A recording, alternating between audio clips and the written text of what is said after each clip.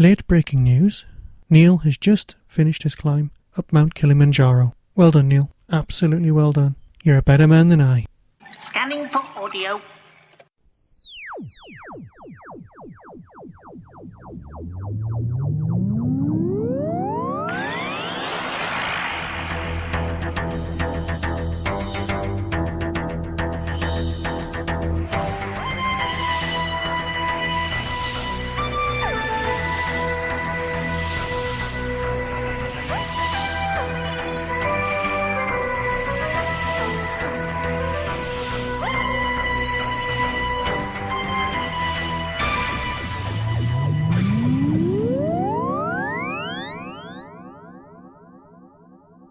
Welcome once again to the Tin Dog Podcast. And as always, I'd like to thank everyone who's been emailing me with their thoughts and comments about the Tin Dog Podcast. I'd also like to thank everyone for being nominated for the second year running to be in the running for a Parsec Award. So whoever put me up for that, I thank you from the bottom of my MP3 recorder. Cheers. I also received a rather curious bit of feedback on the last Big Finish Roundup. It's from Mike Carter, and he wasn't particularly impressed with the whole Big Finish Roundup thing. Well, I'm sorry to say for him, but not for everyone who likes them, this is another Big Finish Roundup, covering the end of the Paul McGann season and release 121, Enemy of the Daleks. Mike suggests that I do a little bit of research before I do a podcast, and trust me, I kind of do, so that I know what I'm talking about, before I try and become, and I quote, an obsessive fan that tries to speak for the rest of us. I'm not trying to speak for anyone. I'm just some guy talking about Doctor Who, and you're just someone who listens. It's just an audio blog. It's really not worth getting that excited about. So no matter what people say, I'm definitely not the voice of fandom. WhoCast listeners are also Tin Dog listeners as well. It's always a pleasure to listen to what he has to say, because he really makes you think. Besides you, obviously, Trev, and me perhaps sometimes, I think Tin Dog is the voice of Doctor Who. Oh, yes. You He's can the just man. imagine, yeah. If Doctor Who had a voice of opinion, then Tin Doggy is the one, yeah. Absolutely. Sorry, what was that? A section from the WhoCast? Yeah, let's just leave it there, shall we? Crashing on. I also want to thank the people who've emailed me saying how much they're looking forward to the Hoovers event in Derby later on this year in September. Again, there'll be a link on my website to that one-day convention, and I am looking forward to seeing all of you there. There'll be more podcasters in one room than you can shake a stick at. One carefully placed bit of poison, and you could take out, well, quite a vocal amount of fandom. Also, before I start work on the exciting world that is Big Finish, I just want to say that I received the press release for the new Torchwood. Now, as of today, the rumour is that it's going to start on the 6th or 7th of next month, which will be very nice, because I think that's the day the soundtrack album comes out. Whether that's true or not, I'm sure you'll know by the time you hear this podcast. Here's the trailer. There's one thing I always meant to ask Jack. Back in the old days, I wanted to know about that doctor of his. The man who appears out of nowhere and saves the world, except sometimes he doesn't. All those times in history when there was no sign of him, I wanted to know why not. But I don't need to ask anymore. I know the answer now. Sometimes the Doctor must look at this planet and turn away in shame. I'm recording this in case anyone ever finds it, so you can see. You can see how the world ended.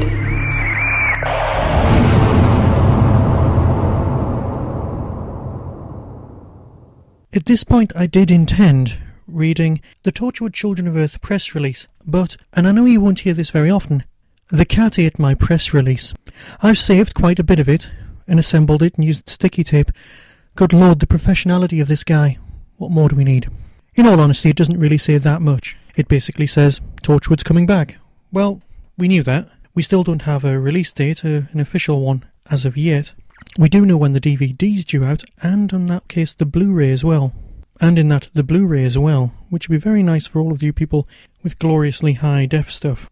It'll have the Torchwood declassified stuff as its DVD extras, and it looks like the Blu-ray is going to have exactly the same format.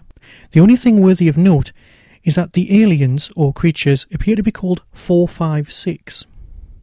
I guess that's because 5, 6, 7, 8 jazz hands might just be a little bit too camp. Yeah, that joke probably worked more in my head than it did on audio. Shall we leave it there and crash on? I suspect so. Doctor Who, enemy of the Daleks. One of the worst atrocities committed during the Dalek Wars happens at this research facility. Here, now. The sort I never wanted either of you to witness. I'm sorry. You're part of a Valkyrie unit? Yes. Never heard of them. An all-female fighting force created to combat the most dangerous, most malevolent alien species ever to attack mankind. Oh no, don't say it. Say what? What he's about to say. And what's he about to say? Daleks. Attention! All humans on the planetoid designated Bliss will surrender to Dalek forces or face extermination. Professor, listen to me. The Daleks will have control of this sector within days, if not sooner. Either you come with us, or you'll die here. In years to come, you'll be able to say you are here to witness the birth of a new species. Behold the Doctor! Behold the Savior! The Savior of mankind! You wasted that brilliance on an act of madness. And that madness endangers every life form in the galaxy. I've had enough, alright? I've seen and heard more people die today than in my whole life, and I've had enough! Ace Hex, try to understand. What's about to happen will happen, has happened, must happen. I've been searching for my part in these events ever since we landed here. Have mercy, Doctor. Exterminate me. Exterminate me!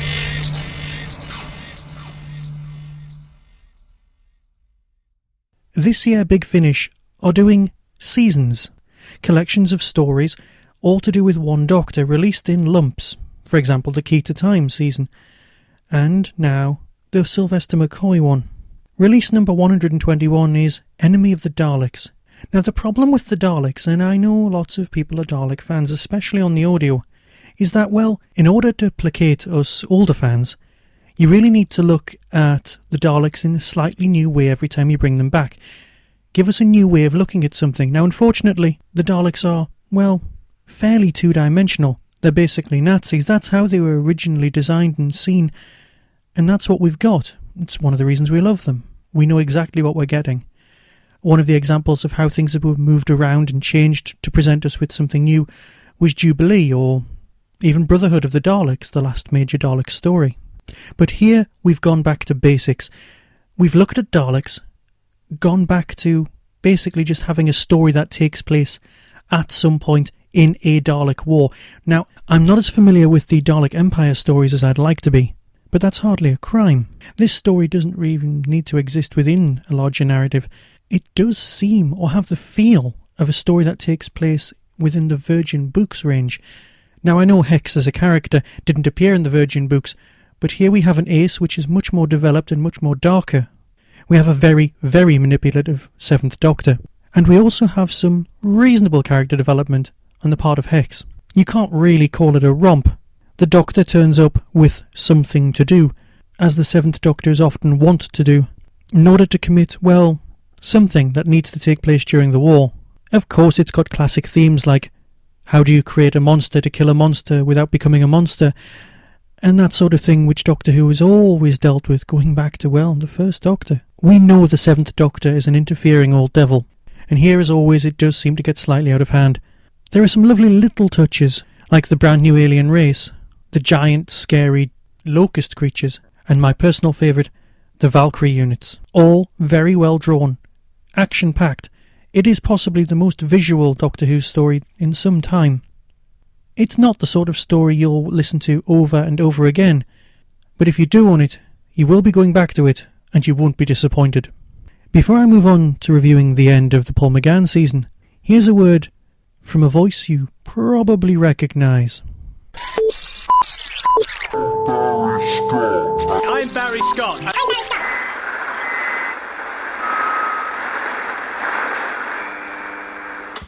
Ooh, that was a bit noisy.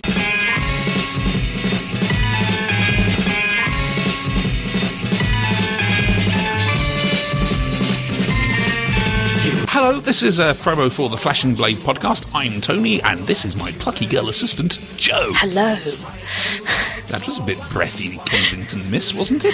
Hello. Anyway, what do we do? What do we talk about? Oh, we talk about stuff and things. And things? Yeah, in equal measures. Stuff and things. Doctor Who, science fiction, all sorts of silly stuff like that, but mainly Doctor Who, because it's my obsession. I'm the ancient wise one, and Jo knows, well, bugger all really about it. I'm the plucky one, apparently, allegedly. Yes, she's very, very, very plucky. We get Jo's completely fresh views on all sorts of things to do with Doctor Who, and my ancient, ingrained, indefinable magic views. So that's the Flash and Blade podcast, available from www.flashandblade.org.uk, iTunes, Podcast Alley, blah, blah, blah, blah, blah, blah, blah, blah. That's the end of this promo. Toodles! Bye!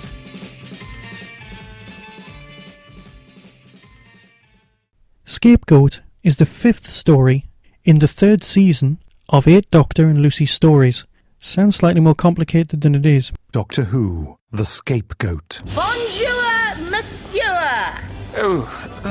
It's not a question of whether or not he lives. It's a question of whether or not he's still in one piece once they've finished with him at Rue Fort. Oh, thanks, Moustache. After him! On foot, you fools! He's getting away! Paris? Assurément. Voilà! La douche écossaise. The hot and cold shower. The comedy before the tragedy. No, the doctor. My doctor. You can't leave. She'll be screaming soon enough. Massive power source is dragging us out of the sky. You maniac! It's all gone wrong! He's dead! A member of the German High Command was murdered by persons unknown. You screamed beautifully, my dear. By way of reprisal, I have ordered once more that 50 hostages be shot. My love! I am not deserving of this gesture. No! I want this aircraft found and its crew apprehended. Is something the matter? No, really. Prisoner of the Gestapo. I think I feel a new play coming on. You and Bleeding McGregor! It is time for my date with Madame Guillotine! BigFinish.com. Narratively speaking, Scapegoat is very good, and as always my problem with the 8th Doctor stories is, well, they're just not long enough. Some of the stories in this season have felt, if not rushed, then squeezed in.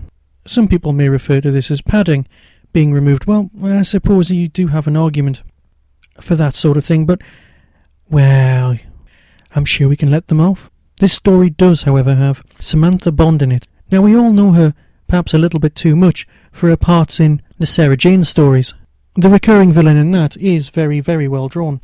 But here, this story has more of the feel of human nature, more specifically the family of blood, rather than anything exciting happening to the Doctor. Yes, it's Nazi war-torn Paris. And yes, if these aliens existed on TV, I'm sure people would complain about how ludicrous they look, but as always, these work on audio. It's not my favourite of the season so far, but it is by no stretch of the imagination a bad thing. And before I move on to the cannibalists, here's a word from Staggering Stories. There are podcasts, and there are podcasts, and Staggering Stories is one of those podcasts. Listen to our in-depth and comprehensive reviews. I really liked it. Be in awe of our witty repartee.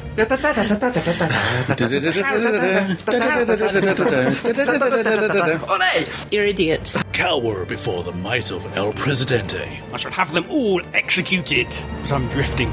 Marvel at the thoughts of the head of Pertwee. Staggering Stories. I like it, but I don't know why. Can I have a glass of water, please? This voiceover's killing my throat.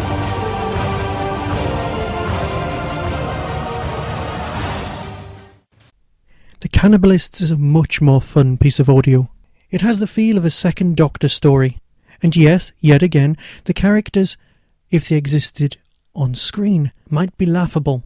The design that's implied is, well, frankly ludicrous. But on audio, they're great. Doctor Who, the Cannibalists. What do you think, Lucy? First impressions? Right! Let me out! Humans! They could be humans! The elevator is ready to depart. Doctor! What kind of fried designation is that? And would you mind keeping your pincers off? They call me the Mighty Titus. Titus. As you do well to remember for when you want to beg for mercy. Whoa! We're in outer space. And observe, the organic has unorthodox protrusions. Well, I've never heard them called that before. A liquid vascular system. What sort of robot are you? Robots? Yes, robots. But Doctor, if you're not a robot, what are you? Oi! And hands off, you big Hoover. A star city. That's more like it! We're not alone. I thought you said there was no one here. I said there were no traces of life. You will be able to give us instructions on how to save the haven. BigFinish.com. The Doctor and Lucy materialise in a good old-fashioned 2000 AD-like space station.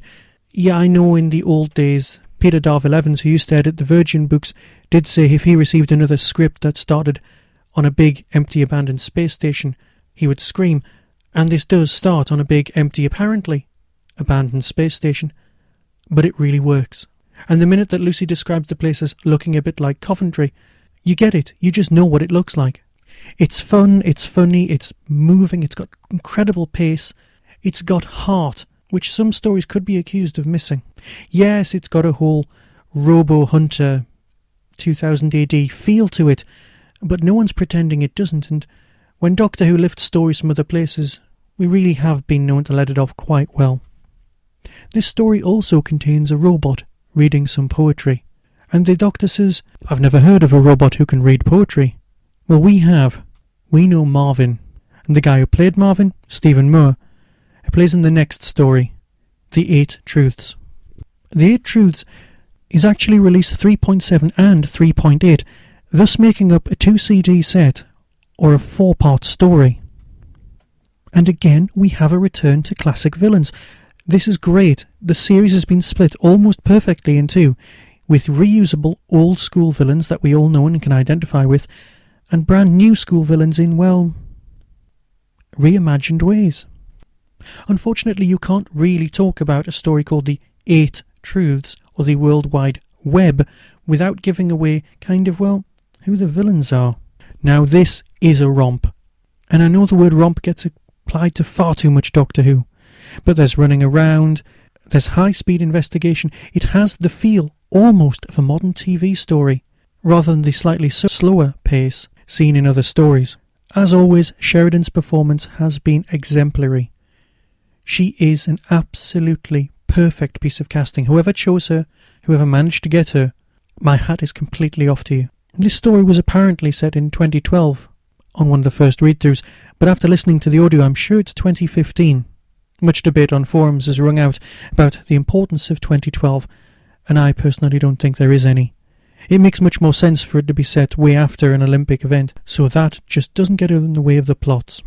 This has been a fantastic season. The 8th Doctor and Lucy partnership really needs to go on from this. I'm massively looking forward to Season 4. Before I leave you for this week, I just want to remind you that you can support the Tin Dog podcast by buying a personalised Whostrology certificate rather than just donating. Take a trip over to eBay, type in Whostrology, that's WHOSTROLOGY, and buy yourself a personalised reading that comes to your house in a nice hardback do not bend envelope and is written specifically for you. Graham James Brown, born on the 4th of July 1972, did just that. He was born in the time of the Third Doctor, with Grant in the Ascendant and Unit in your quarter.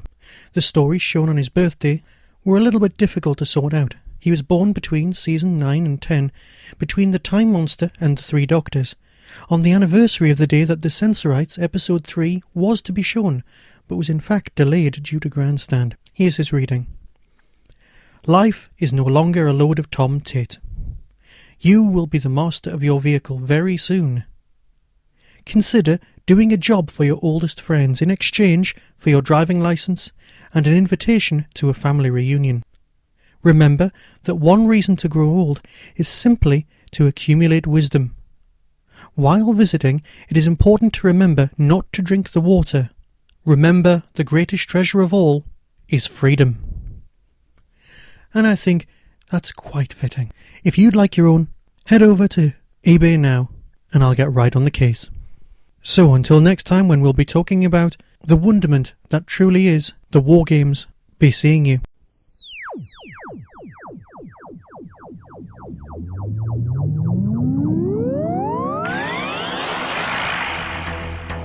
You have been listening to the Tin Dog Podcast. Doctor Who and its associated shows are all trademark of the BBC. No infringement is intended. Contact us at tin-dog@hotmail.co.uk.